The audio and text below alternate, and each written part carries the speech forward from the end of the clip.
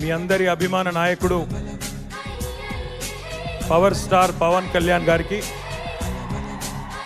అన్న మీకు ఒక విషయం చెప్పాలి. నేను ఇదే గ్రౌండ్లో సరిగ్గా 4 ఏళ్ల కిందట అనుకుంటాను, అప్పుడు చిరంజీవి గారు చరణ్ పిలిస్తే ఇక్కడికే ఒక సినిమా ఫంక్షన్కి వచ్చిన రోజు మాట్లాడుతూ యథాలాపంగా తండ్రేమో మెగాస్టార్, బాబాయ్ పవర్ స్టార్ అనగానే ఇట్లాగే అరుపులు కేకలతో మాట్లాడనివ్వలేదు.